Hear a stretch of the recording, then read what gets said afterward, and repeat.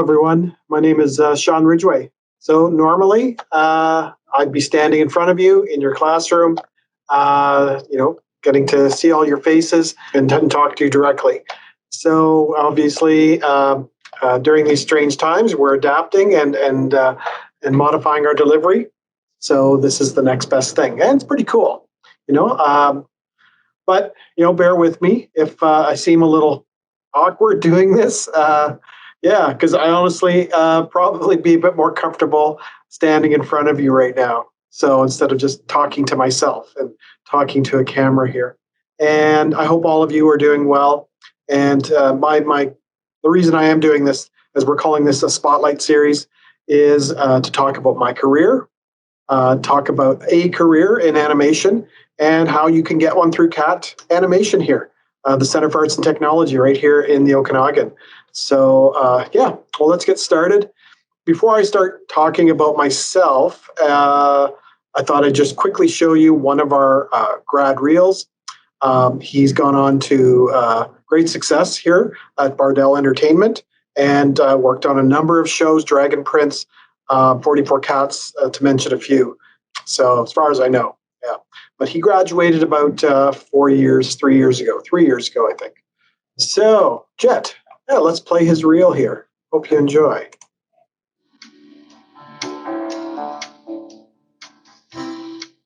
We played an actual game against real people. You should have been there. It was classic. All these punk teenagers are like, get off our field. And we were like, we'll play you for it. And we did, and we beat them. And I hit a foul, dude. It was sweet. That's awesome.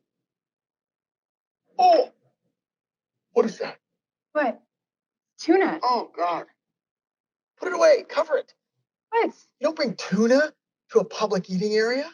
Oh, my gosh. That is so insensitive. I can't eat mine. It's either wear the leather jacket, which I know you hate, or this. So I wore this ridiculous thing for you. It's like you become more you, which normally is like. All right, so there you go. That was one of the grad reel from Jet, and something he produced in school. So, and got him in the door right away at a studio, and he's launched his career. So, kudos to Jet, one of many CAT grads that have gone on to success in the industry. Okay, so I do have a little PowerPoint. I'm going to go back and forth on here. I'll talk about myself, my career, and try and keep it fairly short. And and try to make it in terms of relevance. What you can expect, possibly draw some parallels to what you could possibly experience in your career. The goal of this career spotlight is I want to give you an idea of what you're stepping into potentially and what we can offer you. Okay, so I've worked for EA, Disney, Bardel. I've worked on Magic School Bus, NBA Live, Tales from the Cryptkeeper, Pocahontas sequel, Mickey's Once Upon a Christmas, Little Mermaid sequel, Beauty and the Beast sequel, Winnie the Pooh, to name a few. Honestly, that's not all of them. So I'm proud to have worked on some wonderful teams and made some wonderful friends and friendships throughout my career working on these projects. And of course, getting to animate Mickey Mouse, that's kind of the ultimate, I'd say. At least it was for me. That was a dream come true. A wonderful project to be on, Key and Pluto and such. If you have a Disney Plus subscription, it's streaming now. Still kind of Christmassy. Hopefully, if maybe you saw it over the holidays, great. Same for Beauty and the Beast, definitely Christmas themed. So check those out and look for my name in the credits. Getting your name in the credits, you've made it. So that's something to brag about and something nobody can take away from you, right? So once it's there, and you can proudly say, I did that. I contributed to that. So big deal for that. Okay, so I'm going to talk directly to you now. I think like a lot of you, you love books, movies, art, games, video games, of course. All of that stuff has influenced you in some way, shape, or form. You're watching this because this is of interest to you. How can I do this for a living? How can I follow my passion? How can I get paid to do something I love to do. That's I've caught myself on occasion just kind of, there's a window in front of me right now, just looking out the window going, geez, they pay me to do this. I am a lucky guy, and so I want all of my students, I want, anyone I come in contact with, anyone I play a part in training or educating to feel that same way. That's the goal. So, it is up to you, how badly you want it. I worked extremely hard. I got lucky on a number of occasions, timing, being in the right place, right time, all of that. I believe in how things can align and fate and so forth. And I believe you put yourself out there, you be positive, but you put yourself in a position where something could potentially happen, and it will. It really will. So I'll talk about some of those things throughout my little spiel here. So I went to Sheridan College myself. That was one of the few animation schools in probably the world at the time. I don't know, but in Canada at least. And luckily enough, it was, it was my hometown. I was born there, but I didn't live there at the time. And it wasn't far from where I was currently living. So I remember walking into the classroom. I knew animation was something you could do. I just didn't know how you did it. And that really kind of careers were out there. So I walked into the school with my mom and saw them all there flipping paper. This was, again, still traditional animation. And to put it into context, this was about the year 1988. I was blown away. I remember meeting the students and the teacher and seeing what they were doing. And I was hooked. Like immediately I knew, you felt like this is, I come home here. So I said to my mom, this is where I want to go. And I did. So for 4 years, in fact. And, things were different back then. I mean, I could go on about the luxuries students have nowadays, with equipment and software and hardware and the whole bit. Back then it was just you and a pencil and your imagination. And heck, if we even wanted to watch a movie, I remember we had to rent out the VCR from the AV and reel it in, and plug it in, and you had it for an hour and all that stuff. And if we just wanted to watch a videotape, there was no like Google this, YouTube that. We learned from those masters. We'd have a VHS copy of The Rescuers or something, or 101 Dalmatians or whatnot, and we would just analyze that to death. So, and then again, even to have a remote that did frame by frame was a luxury. I could go on. So you got it good, kids. It is a wonderful time to be an animator, and I'll talk more about that in a sec. So moving on from there, I graduated, of course, and got my first job in the video game industry, actually, like right out of school. Well, pretty soon after, I did work on a school project after graduation with a bunch of other classmates of mine. A few of them gone on to ILM, Pixar, and one of them you can see on the Disney Plus channel. Not promoting Disney Plus here, but just, that's where the animation is. Steve Clay Hunter. And so there's new Pixar stories. It's a little documentary series. And Stephen Clay Hunter is one of the featured artists there. And he and I sat together side by side. And I remember we'd show each other our animation, and, we'd help each other and critique each other. And that was, and to see him go on to success like this and is wonderful. So Steve, he was a really great guy. So from that, I worked on a Spider-Man video game. That was my first job. And it was for the Sega CD-ROM system. And this was the days of Super Nintendo and stuff. And that was huge. We got to design the characters for the game. We were working actually on the cutscenes, not the gameplay aspects. So this was, they could have animated cutscenes now. It's like, wow, huge leap forward in technology at the time anyway. And it was Kingpin, Electro, all the villains, the classic villains, Vulture and so forth. And we animated Spider-Man. We got comic books. We had to reference, and we had to learn, again, how how Spider-Man had been animated previously, his classic poses and so forth. And that was a really fun job. That was great. Going on from there, a number of my classmates, and this is something we tell our students all the time, is look to your right, look to your left. There's a good chance one of them is going to have a job where they've moved up the ranks, or they've gotten hired somewhere and they want to recommend. They're asked, hey, do you know anybody that's out there, or know anybody skilled that we could bring in? And you want to be that person they mention. And that's primarily what happened here for me on a number of occasions. So out in BC, the animation industry, British Columbia. I'm living in Ontario. Never dreamed I'd end up here on the West Coast. They said, hey, there's jobs out here. Yeah, we just got hired at the studio. We're working on this fun little project. And I was like, hey, I'll go where the work is. I was just, I love this job, this type of job. There's no way I was going to give up on my dream just because, again, a little bit of geography. So, moved out to BC with a suitcase.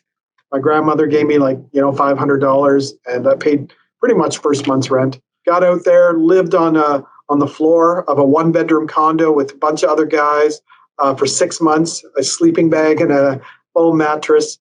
Best time, though, being out on my own that far from home and, just working as much as I could, learning, making new friends, relationships. It was great. This would have been the year 1994. So I graduated college 92 and got my first job, and then moved out there in 94. And it was great. Once a contract ended, there was another studio hiring, and I just learned how to play that game, move around. It was really a wonderful time early in the industry. So that's when I worked at places like Bardel and Delaney and Friends, which is no longer around, but I made still friends with John Delaney and all of that. A lot of people I met through these studios I'm still really, really good friends with. And of course, with social media, it's easy to stay in contact and so forth. But I still see them when I get a chance to go out to Vancouver. It's really nice. Yeah, so that happened, a couple of years. I jumped back and forth. Studio B, worked on, Eek the Cat, and all these crazy shows. I took whatever I could get. I was not picky. I was just happy to keep working and, learning along the way and, making a good paycheck. Pays pretty good. And I got to the point where, I was getting phone calls. Hey, Sean, we got this project coming up. We'd love to have you on our team. And that's a real compliment, when you get that to that stage, that, you're being appreciated and recognized as someone reliable and doing the work well and so forth. Yeah. So the Disney thing, they literally advertised in the Vancouver paper. It was like in the want ads. And I remember my wife, who's now my wife, fiance or girlfriend at the time, saw it and said, Sean, Disney's hiring. They're opening a studio in Vancouver and Toronto. And I didn't want to move back to Ontario. I'd fallen in love with BC. And hey, it's going to be right downtown. I said, that's my dream. I want to work for Disney. And went for an interview. Got an interview, showed them my portfolio. It was like 10 minutes. It was downtown in a hotel suite. And as I went out the door, another applicant came through. And, so they just interviewing for a week or so. Got a call for a second interview, luckily enough. And by that time, they'd hired someone to run the studio in Vancouver. Luckily enough, it was a director I'd worked with on a show at Bardel. And as soon as I walked in, and actually I brought in my girlfriend, Giselle, my wife. She sat down with me, and I had a bunch of people in there. And there's Keith, who's and he's new studio director. Hi, Keith. Yeah, great to see you. Well, Sean, just want to tell you, I loved working with you, and I think you'd be a real asset to the studio. We just want to bring you on board. And that was it. That was the shortest interview of my life, and they'd already made their decision. So, So, the feeling, or I hope you do know the feeling at some point in your life. I was elation. So I left. I don't remember touching the ground all the way down to the lobby. This, again, in another hotel room somewhere. And phoned my parents right away, on a pay phone. Of course, this is again 1996 now, 95, and told them I got hired by Disney, and that was hey. So I went through some contract negotiations, and I pride myself on taking the initiative here. I got my initial contract and what I was going to be paid and all that, and I wasn't thrilled with it. Truthfully, I felt I deserved more. I justified why. I called them up, the most nervous phone call of my life. And just asked for a little more. I said, here's why. And they said, would you be happy? Is that good? We can send out a new contract. I said, yeah, great. Wow. So glad I spoke up. because I thought, hey, they could just easily say, oh, next guy, this guy's too much trouble, or no, he wants too much money or whatever. And, I'm out of a job and there's my Disney dream down the toilet, So, no, it worked out. So worked at Disney for 4 years, fortunately, and one of the hard realities of this industry is it's a business. They're profit driven, like any business, Disney, and things change. Like what the writing on the wall was around 2000 was the year 2000 was 3D, right? And Disney was going through some cost cutting. Believe it or not, Disney was financially struggling a little bit in animation. 2D was, not as successful as it had been in the late 80s, early 90s with all the Aladdins and Beauties and the Beasts and Lion Kings of the world. So they were cutting back on 2D and, all this stuff. They honestly never gave us a real reason. They just said, yeah, we're going to be closing the studio. So as you finish this project, which happened to be Little Mermaid, we're going to be letting everyone go. Thank you. And that was done through a conference call, believe it or not, in a boardroom, faced on a TV from LA. It's like, yeah, and we're all grouped together. It wasn't like an individual thing. It was yay, we're done. So what do I do next? I go back to television. I start teaching. Yeah, I got a call, actually a little note. I remember this guy, school in Vancouver, and they were looking for instructors. And I was like, well, yeah, give that a shot. And I really enjoyed teaching. I really liked it.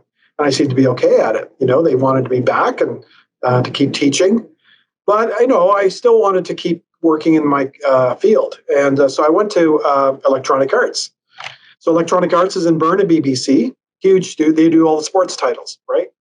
Now they do some Star Wars titles and various things. But back then it was all the NHL, NBA, all of that stuff.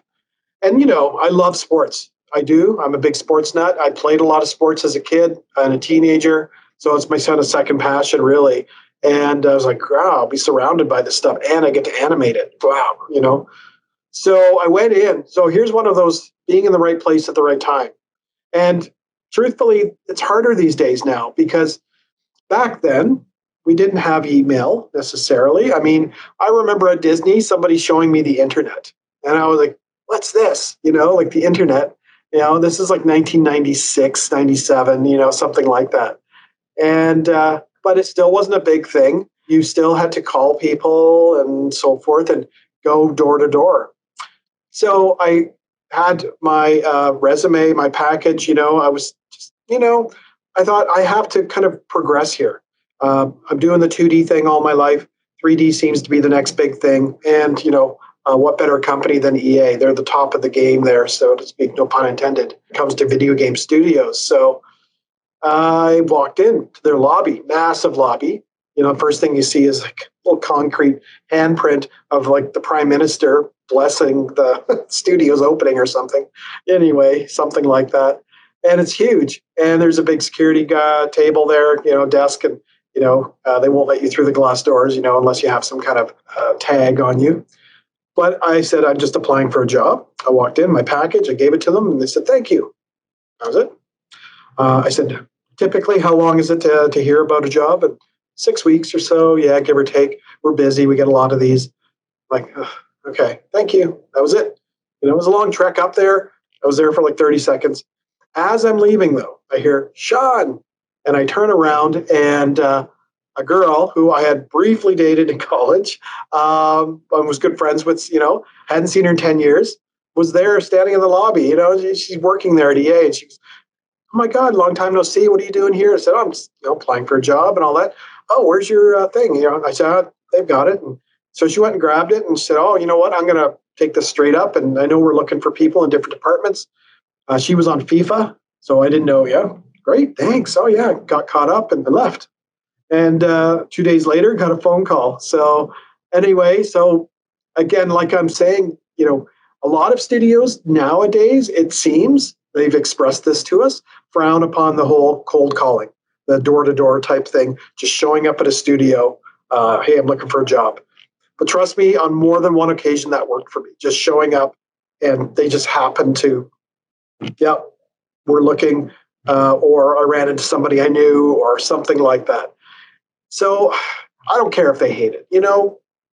They can tell you to go away and apply properly online and all that, but we didn't have that back then. So, I don't know. I feel like that could be, you want to be remembered, you want to, but I don't know. It's a different day and age. So whatever they want, but that worked for me. So I worked at EA for a year on NBA, on the NBA Live series, way back on PlayStation 2. The perks were amazing. My God, we had courtside seat tickets to Vancouver Grizzly games, a box for Canucks games. It was endless. And all the cooks down in the kitchen there, they'd cook you anything you wanted. I could walk down there 10 o'clock at night, and then they said, I'd really love, just buttered chicken or something. Yeah, no problem. Give me 15 minutes, if I was the president or something, order food, and so anyway, it was just anything they could do to keep you happy, keep you wanting to work there. They literally didn't want you going home, in a sense. They had gyms, comfiest couches, everything, anything you can want. Free video games, biggest library you ever saw, video games and everything. So amazing place. The perks were endless, massages, truthfully. If you needed a good massage, they'd come to your desk and crazy stuff. But, all of that aside, I was teaching on the side while I was at EA, and I've been loving it. And I said, I want to keep doing education. I'm enjoying this. It's less stressful. The video game industry is stressful, at least it was. For me, I was raising a young son, my wife and I. And so I made the decision to go full-time education. And moved out to New Brunswick. We had a school, the Center for Arts and Technology. We had a campus in Halifax and Fredericton. So they said, do you want to launch a new 3D program and to be department head down in Fredericton, New Brunswick? And I said, boy, that's a big change. But, I was like, if I'm going to do this now, again, I got to go where the work is. And I could have stayed and kept teaching, but, department head sounded intriguing. And it was close to my parents, in fact. They had retired, still there, alive and well in New Brunswick. So beautiful home on the lake, and we were going to be close. We had a young son, another one on the way, actually, at that time. So I've got two boys. One of them, in fact, is here taking animation. So, so we went, and 5 years. So that was up till 2007. That was 2002, 2007. Came back here, heard about an opening here at the Kelowna School. We wanted to come back to BC. And we did. So there we are. And here I am. So it's been 13 years now that I've been back, 14, going on 14 now. It will have been 19 years coming in March here, 2021, that I've been with the Center for Arts and Technology. So, and I wouldn't trade a minute of it. Now, it's not just a great company, but it's just about education. And for me, I'm passionate about that. I was just talking to one of our program advisors today, and he goes, what do you get out of this? And I said, you know what? I told him, I said, this is our latest magazine, our interface magazine. And you know what? I'm just going to show you here digitally to share my screen. So on our website, everyone, you can go to Student Services at Interface Magazine. And in there, you'll find our latest issue right here. Read the current issue. And I interviewed one of our alumni. Her name's Jenna, and she's gone on to a hugely successful, one of our 2D grads from 2015, hugely successful YouTube venture. She does it full time. She is making more money than me, I think. She just is doing so well. You got to read this. And again, successes like this, again, that drive me. And, another person here, another student, by the way, here are our latest 2D grads. They all did a caricature of themselves. They just finished in December 18th. So proud of them, so talented. Another batch out on the way there. 19 of them, in fact, 23. Yeah, geez. So this girl here, Samantha Chalmers, the quietest for 9 months of the 15-month 2D program, so shy, sat in the back. She spoke, I barely knew what her voice sounded like. Anyway, what a joy, though. She blossomed in her final quarter. she's now on Rick and Morty as an effects artist, and but she got a job right out of school as an effects artist at Yeti Farm Creative, a local studio here in town, which has hired many of our grads. But it's successes like this. Sam she just opened up, and she was the first one there. In her last quarter, she come to class. Sean, I want to show you what I worked on last night. She never left the school, just wanted critique and feedback, and just wouldn't stop talking. It was like, geez, Sam, leave me alone. No, I'm kidding. It was, and she decided, we found her passion. What is it you want to do in animation? And effects as a whole, there's different jobs in animation, character animation, design, character design, location design of 2D effects. She does all the explosions and the smokes and all of that. She found she enjoyed that. And we said, let's make a demo reel and, let's focus on that in your final quarter here. And that's what she did. Now she's doing it on Rick and Morty. Hey, isn't that cool? So you guys can read about all this. Yeah, I'll go back to my PowerPoint here. So during the past 7 years, over 100 CAT animation grads have been hired at animation studios in Kelowna and Vancouver. Now, all of you ask, well, what can I make as money? Well, a junior animation role, recently graduated, will generally pay between $750 to $850 per week to start. Not bad, hey? Not bad. Do the math. That's per week, so not bad. The size of the global animation industry was, in 2016, about $395 billion. God knows what it is now because of all of the content that's being created. And expected to grow to $800 billion by 2022, like double in 4 years or 6 years, a year from now, basically. So, yeah, it's nuts, right now. Netflix has announced how many shows they're producing and features, 2D, 3D. It's just bonkers. So in Vancouver alone, over 60 studios make up the visual effects and animation industry. They can boast the world's largest cluster of domestic and foreign-owned studios. Pretty awesome, right here in our backyard. And again, a lot of our grads have headed that way. They're either here in Kelowna or there in Vancouver. And now, with working remotely, all the studios have basically shut down and have everyone working from home. It's opened it up. So I know that a number of our grads, they've reached out to me. They're currently working for studios in Toronto and so forth, and in the comfort of their bedroom.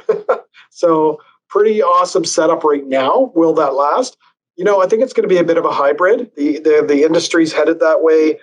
They've found it's worked. Productivity hasn't dropped with people working from home, but they've invested too much. And there is, again, there's I just can't say enough about human contact, and being in a space where people are around you, collaborating and talking and having fun. And that energy is what drives me personally, and I know drives a lot of artists. So you just can't say, yeah, let's just do it the one way. So I think, who knows? I think we're still probably about a year away.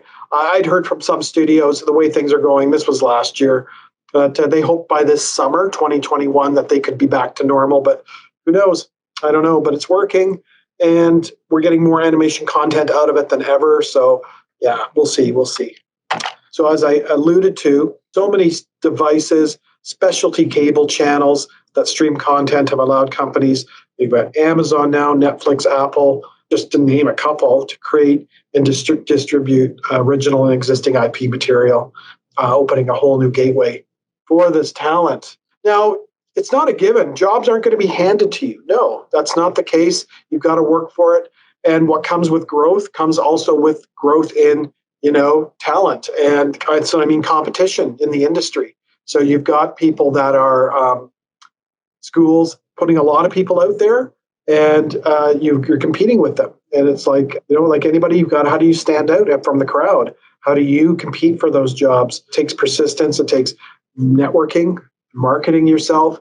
And that's all things we focus on with our students, is really helping them, when they're on their own, and not us telling them what to do and how to, get a job out there and keep working and be self-sufficient and so forth.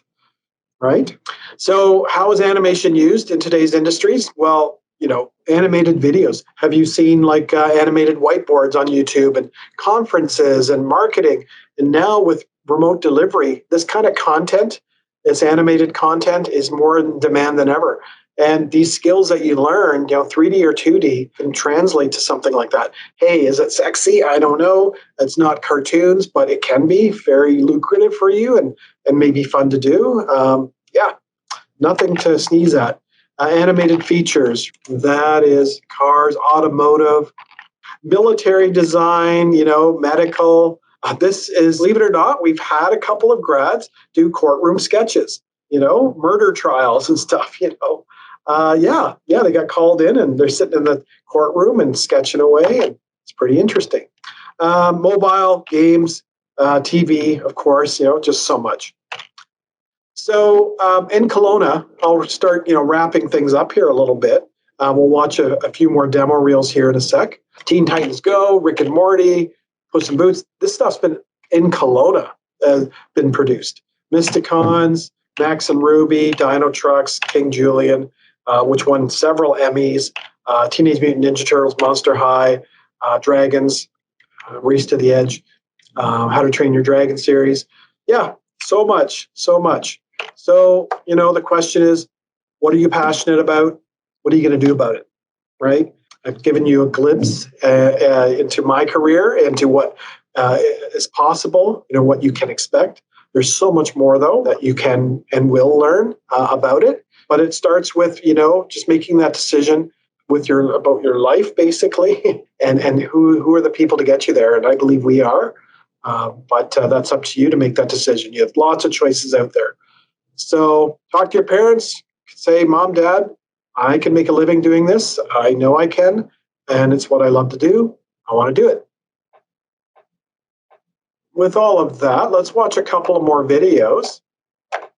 This one's Sarah. Now, Sarah's been out there about, I think, same class as Jet, so about 3 years. This was her school grad reel. So let's watch Sarah's reel.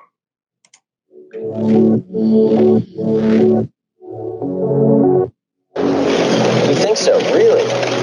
Yeah, so how come you're not stalking Jenna?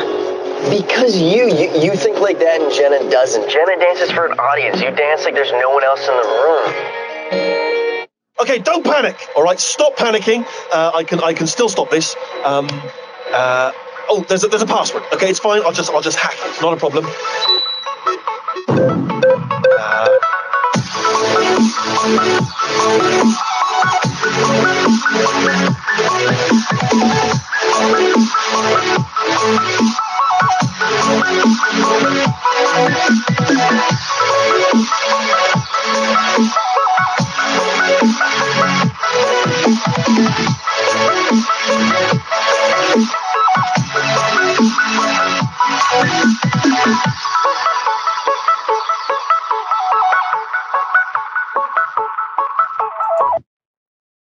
Awesome.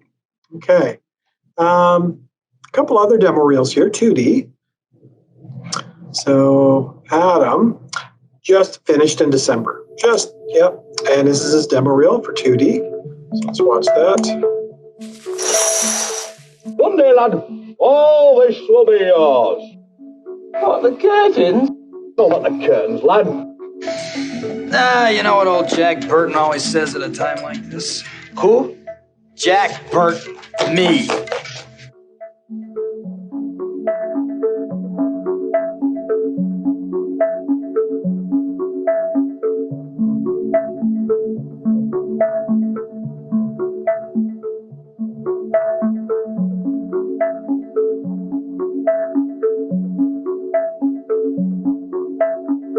I don't digest pulp well.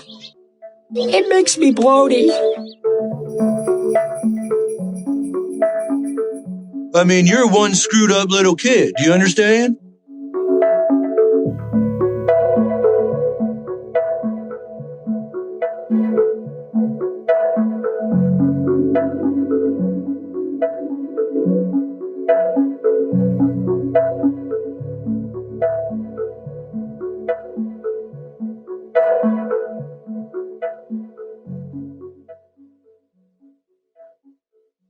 Nice job, Adam. So Adam already has a job. He's working with someone on a short. They literally hit December 18th, and of course, everything shuts down for Christmas. So, they're just putting themselves out there now. So I've just been in touch with all of them, and we're going to start the ball rolling. Okay. Another one here is Sarah. So Sarah, this is her final film. So in the 2D program, you do a final project, and most students choose to do a little final short. And Sarah loves foxes. So, another Sarah, by the way, not Sarah Fletcher. She did this short with, Fox as the character. Let's check it out.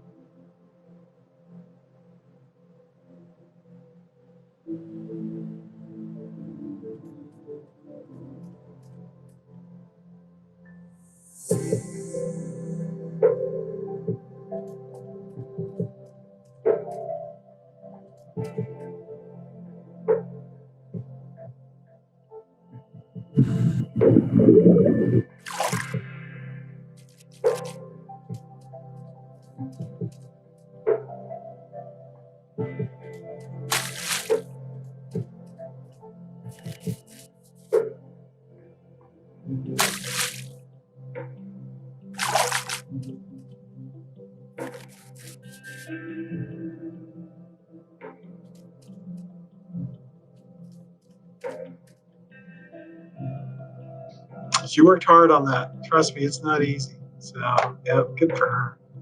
So, just going back to our website, if you want to contact us, please reach out through our website. There's Adam right there, actually. There's Adam. There's Angelina, Edsel. Yeah, there's Sarah. There's Steve. So this group, then Elizabeth, one of our wonderful instructors, art instructors. Great photo. Yeah. So I miss them. What a great group. I really will miss this group. Super duper fun to teach.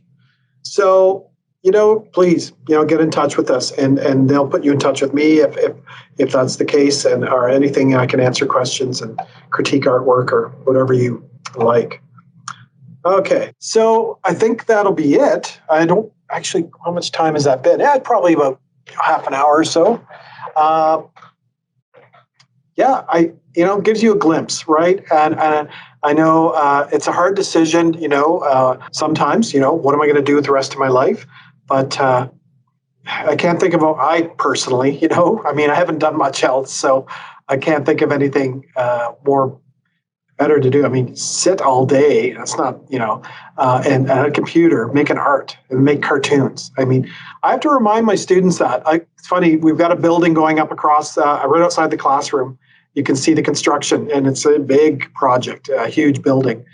And, that is a great, wonderful job, admirable. It's a necessary job. And, but so you look at those guys, when it's snowing and it's cold, and you're in here warm and cozy, watching cartoons and drawing, and you're complaining how hard it is. And,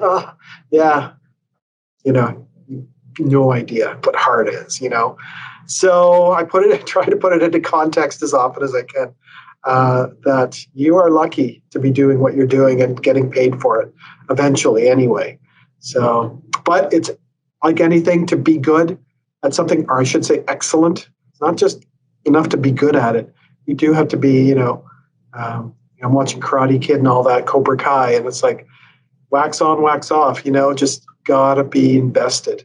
And treat coming to school, at least anyway, like your first job, and act like a professional the whole bit. So that's what we're here to help you with. But yeah, if you want it bad enough, yeah, go get it.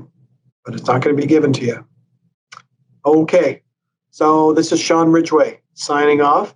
I wish all of you a very safe and successful school year. Maybe I'll see some of you. Please let me know if this video helped if I do meet you and that you watched it.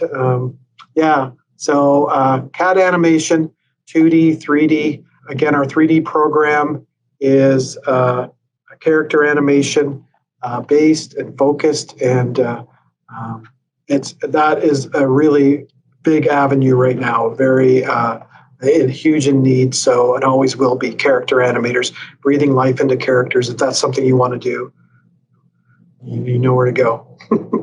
Okay, take care, everyone.